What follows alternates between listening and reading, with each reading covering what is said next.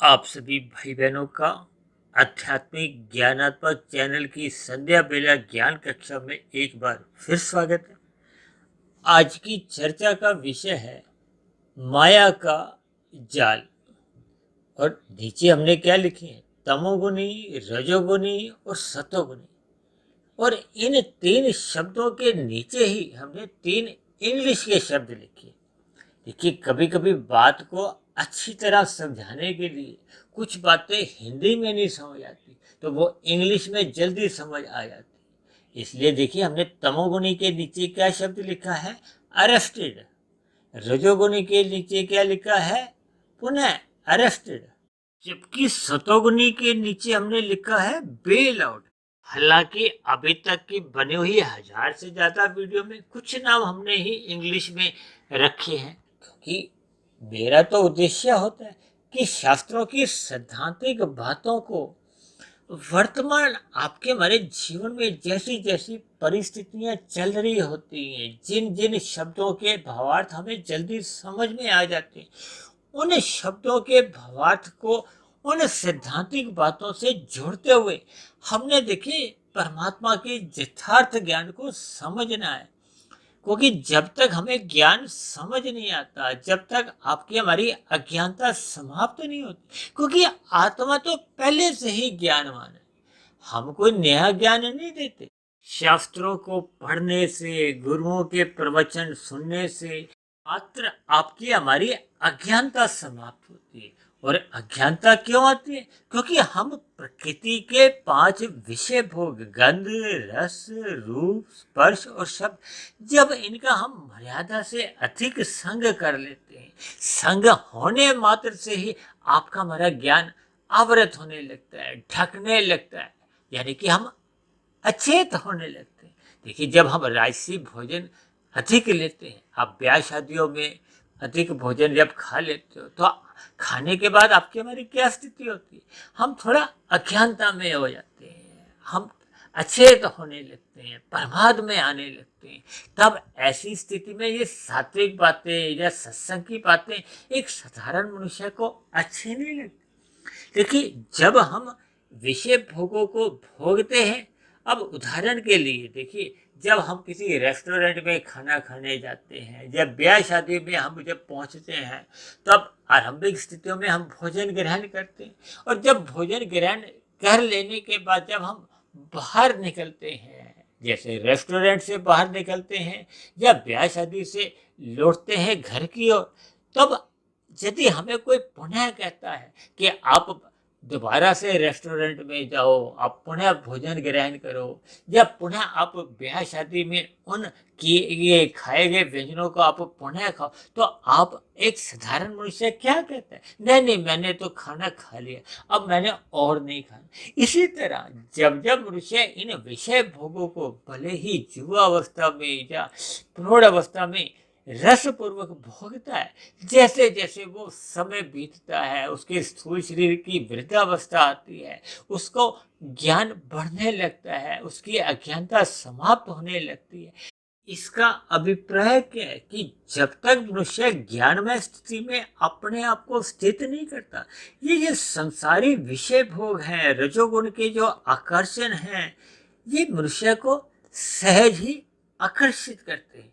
देखिए, आपके हमारे स्थूल शरीर तामसी हैं, ये पृथ्वी, जल, अग्नि, वायु, आकाश से बने हैं। ये जो 5 विषय भोग हैं, ये भी तामसी हैं। तामस का तामस से देखिए एक सजातीय संबंध है। विषय भोगों के कारण ही आपके हमारे स्थूल शरीर का एक निर्माण होता है। तो ये सभी स्थितियां जब हम ज्ञानमय स्थिति में समझने लगते हैं, तो प्रकृति के ये जो 3 गुणों का जो एक जाल है, ये आपको में समझ में आ जाता है। देखिए, प्रकृति के जो 3 गुण हैं, तमोगुण, रजोगुण, हालांकि शास्त्रों में कहा गया तमोगुण से 10 गुना अच्छा रजोगुण है, लेकिन शास्त्रों में इसके आगे क्या कहा गया कि रजोगुण से भी 10 गुना अच्छा सतोगुण है। यानी कि सापेक्ष दृष्टिकोण से तमोगुण से सतोगुण 100 गुना अधिक अच्छा है। देखिए, अंधकारमय स्थिति होती है तमोगुण में, ज्ञानमय स्थिति बनती है सतोगुण में। सभी मनुष्य अज्ञानता से बाहर आना चाहते हैं, अंधकार से प्रकाश की ओर आना चाहते हैं। तभी तो शाम को जैसे ही सूर्य अस्त होता है तो सर्वप्रथम मनुष्य क्या करता है, अपने अपने घरों में प्रकाश करता है। हम बल्ब ट्यूब जलाते हैं। यदि हम अपना सड़क पे वाहन चला रहे हैं तो अपने वाहन की लाइट को चालू कर देते हैं, क्योंकि अंधकार में आपके हमारे स्थूल शरीर को ठोकरें लगती है। इसी तरह जब जब आपके हमारे मन बुद्धि में, सूक्ष्म शरीर या कारण शरीर में अज्ञानता आ जाती है तो आपका हमारा मन ठोकरे खाता है। हम परमात्मा की ओर फिर चलते नहीं। परमात्मा की ओर चलने का अभिप्राय क्या है? देखिए, आत्मा और परमात्मा ये दोनों चेतन तत्व है, दोनों का सजातीय एक संबंध है। एक ही संबंध में एक सहज ही आकर्षण होता है, जैसे स्थूल शरीर का विषय भोगों से एक सजातीय संबंध है। देखिए, जब जब हम इस सजातीय विजातीय संबंध को समझ नहीं लेते, देखिए आत्मा का इन विषय भोगों के साथ कोई संबंध है ही नहीं, क्योंकि वो चेतन तत्व है। प्रकृति के जो पदार्थ कहो या माया का जो एक जाल है, ये जाल क्या है? ये गुणों का ही जाल है। ये जो मैंने तमोगुण और रजोगुण के नीचे जो अरेस्टेड शब्द लिखा हुआ है, क्योंकि मनुष्य जब जब संसारी आकर्षणों से मोहित होता है वो फंस जाता है। अरेस्टेड का मतलब और कोई नया शब्द नहीं, यानी कि हम फंस जाते हैं, हम रुचि लेने लगते हैं। जब जब मनुष्य अमर्यादित ढंग से इन विषय भोगों का व्यसनी बन जाता है तो फिर वो कब तमोगुण में गिर जाता है मनुष्य को पता नहीं चलता। ये संसारी विषय भोग स्वयं चलकर आपके हमारे पास नहीं आते, हम स्वयं इनमें रुचि लेते हैं। देखिए, एक प्लेट में रसगुल्ले रखे हुए हैं, रसगुल्ला चल के आपके मुंह में नहीं आता, क्योंकि वो तो जड़ पदार्थ है। हम अपने मन में एक इच्छा करते हैं, फिर इच्छा को पूरा करने के लिए हम अपना हाथ आगे बढ़ाते हैं, रसगुल्ले को उठाते हैं, अपने मुंह में डालते हैं, उसका रस सेवन करते हैं। इसका अभिप्राय क्या है कि ये जो रजोगुणी आकर्षण है, मनुष्य अपनी इच्छा से उनकी ओर आकर्षित होता है। आकर्षित होते ही मनुष्य उसका संग के फिर रंग में फंस जाता है। इसी का ही अभिप्राय अरेस्टेड है। और जब जब मनुष्य इन विषय भोगों को भोगते भोगते उनका व्यसनी बन जाता है, आदत पड़ जाती है। देखिए, एक मनुष्य सिगरेट पीता है, शराब का सेवन करता है, तो धीरे धीरे वो उन व्यसनों का आदी बन जाता है, उसके बिना वो रह नहीं पाता। उन व्यसनों की पूर्ति के लिए कब मनुष्य अनीतिगत कार्य करने लगता है, अन्य जीवों के साथ छल कपट ठगी हेरा फेरी करने लगता है। क्योंकि रजोगुण में रहते हुए जो हम कर्म करते हैं वो साधारण पुण्य कर्म होते हैं। जब जब मनुष्य तमोगुण में छल कपट ठगी निषेध कर्म करता है तो वो पाप कर्म गिने जाते हैं। पाप कर्मों का एक समय विशेष के बाद उसका हमें दुख रूपी फल मिलता है। और इसी तरह सतोगुण में रहते हुए विशेष प्रकार के पुण्य कर्म होते हैं, जिनके हमें विशेष प्रकार के सुख मिलते हैं।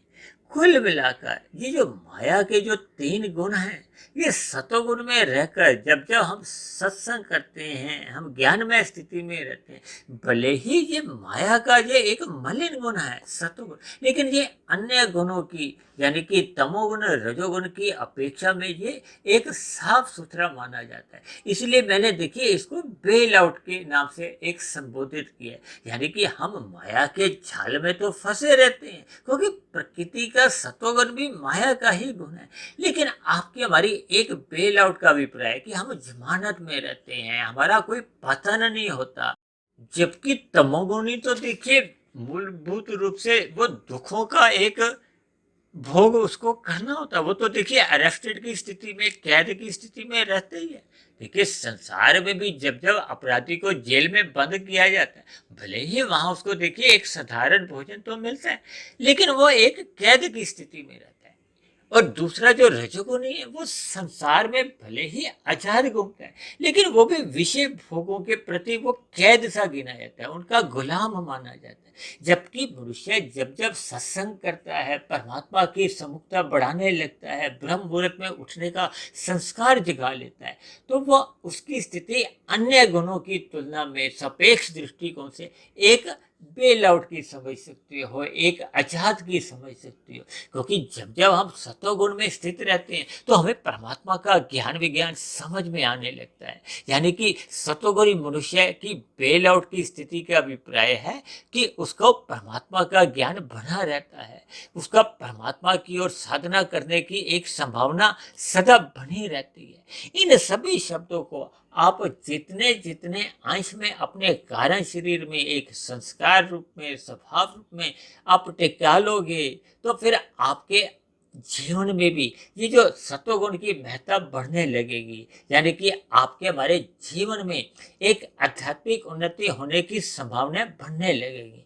ऐसी सभी शुभ स्थितियां हम सभी भाई बहनों के जीवन में भी बने, ताकि मनुष्य विषय भोगों का व्यसनी नहीं बने और तमोगुण में तो भूल कर भी गिरे नहीं, यानी कि मनुष्य अधोगति से भी बच जाए।